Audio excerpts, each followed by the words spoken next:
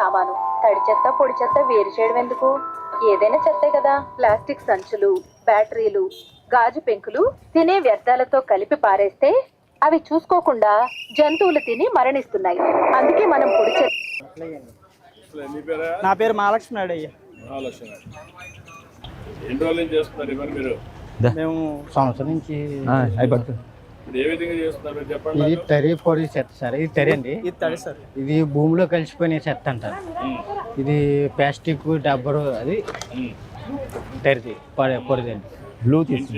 ఇంటింటికి పోయి వాళ్ళకి సమాంతరం మోగుతూ ఉన్నది. ఒక అలా లోపల ఉన్న వాళ్ళకి లోపలికి మోగు తినబడేలాగా ఇంటి పక్కన ఉన్న వాళ్ళకి చెప్తాం సార్.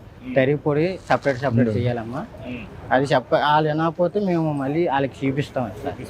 గోను పడిచి ఇప్పుడైతే మేమైతే ఒక 250 ఇళ్ళకి వెళ్తున్నాం సార్.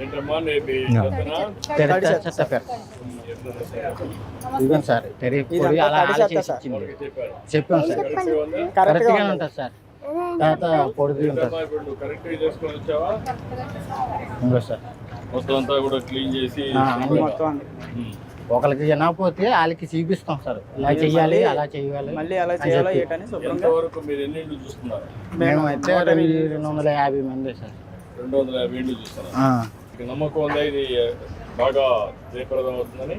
నమ్మకం ఉంది. ఆల్రెడీ మారారు సార్. మారారు సార్. మీరు 3 శనివారం స్వచ్ఛభారతి నెలకి మూడో వారం చేస్తూ ఉంటాం. అంటే శనివారం స్వర్ణాంధ్ర స్వచ్ఛాంధ్ర ప్రతి చేస్తూ ఉంటాం అయ్యా. 10 మంది 20 మంది వచ్చిన చాలా మట్టుకి మారిపోయింది.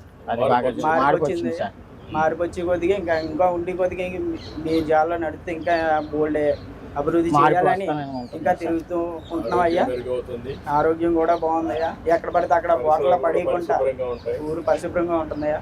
ఎక్కడ బాటలు పడితే అక్కడ బాటలు పడేయకుండా ఆ బాటలు తీసుకొచ్చి మళ్ళీ శతకేంద్రంలో వేసుకుంటామయ్యా. తర్వాత వీళ్ళు తీసుకొచ్చి సామాన్ల గట్లకి అమ్ముతూ ఉంటారు. ఇప్పుడు తడి చెత్త మాత్రం కంపల్సరీ ఇక్కడ మన శతకేంద్రంలో పోతుంది సార్. శతకేంద్రంలో తీసుకెళ్ళి ఇది పక్కన ఇది నారాబిట్లు 45 రోజులు దాని మీద మళ్ళీ ప్యాడ్ వేసి